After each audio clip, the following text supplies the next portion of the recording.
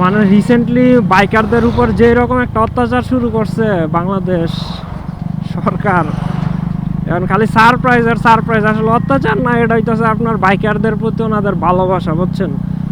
মানে সারপ্রাইজের পর সারপ্রাইজ, এত সারপ্রাইজ আর কি আমরা বাইকাররা নিতে পারতেছি না। যেমন আপনার কিছুদিন আগ পর্যন্ত আপনার তেল নিয়ে একটা হাহাকার, মানুষের খাওয়া নাই, দাওয়া নাই, চাকরি বাকরি কিছুই নাই, ঘর সংসার সব বাদ দিয়া তেলের লাইনে দাঁড়ায় থাকো।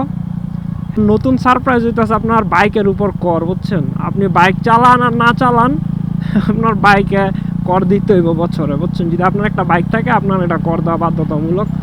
তো বিষয়টা হইতেছে 110 সিসি পর্যন্ত, 110 সিসি পর্যন্ত হইতেছে আপনার কর নাই, বুঝছেন? বাট 110 থেকে 125 সিসি পর্যন্ত আপনার কর দিতে হইব 2000 টাকা।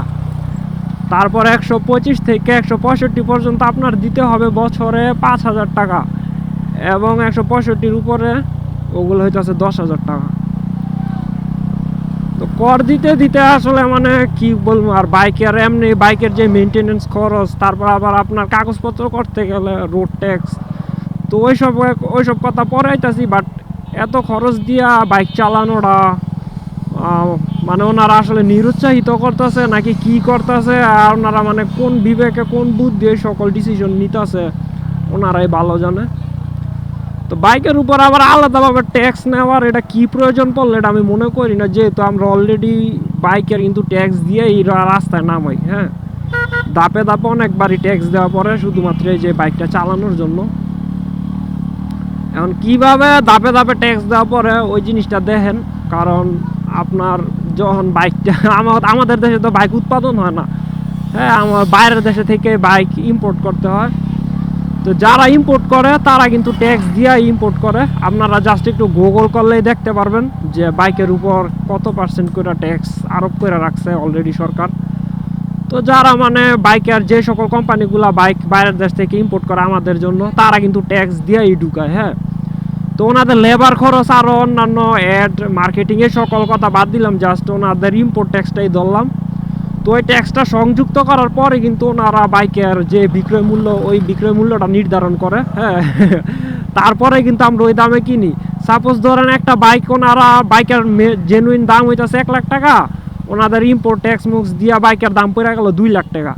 ওনারা কিন্তু 2 লাখ টাকা আগে বিবেচনা করবো, তারপর ওনারা ওনাদের প্রফিট এগুলা বিবেচনা করে তারপর দেখবেন বাইকের দাম পড়ে গেছে 2.5 লাখ টাকা বা এর উপরে পড়ে গেছে। তো আমরা ওই যে ওই ট্যাক্সটাও কিন্তু দিলাম, ওই ট্যাক্সটা কিন্তু আমাদের পকেট থেকে যেতেছে, আমরা সরাসরি না দেই, বাট যখন ক্রয় করি তখন কিন্তু ওই ট্যাক্সটা আমাদের পকেট থেকেই যেতেছে।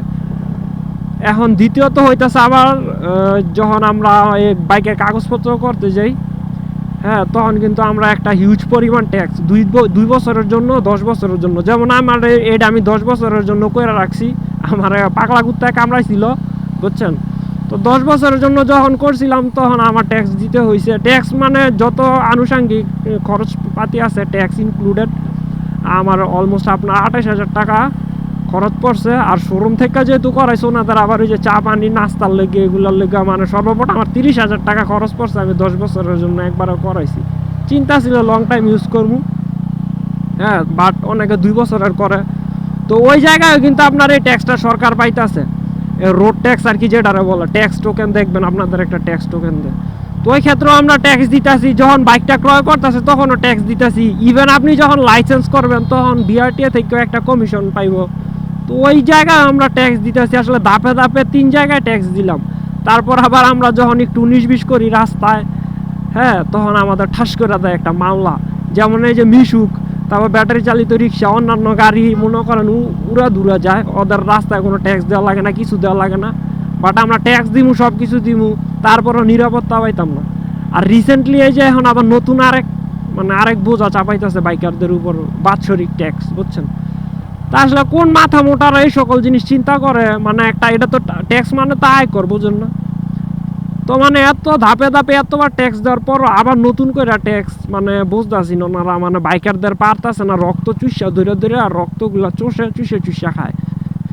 মানে তো কাছে কি আছে না আছে দি, যেমন অনেকে ধরেন আপনার স্টুডেন্ট, এই যে দেখেন রাস্তা, হ্যাঁ, এই রাস্তার জন্য আমরা ট্যাক্স দিই অলরেডি, এখন আবার ট্যাক্স দিমু, মানে এখন কিছু তো বলাও যায় না ওই রকম ভাবে, বুঝছেন? কিন্তু মানে শরীরে থাক বাদই দিলাম। এই যে দেখেন রাস্তার কি অবস্থা।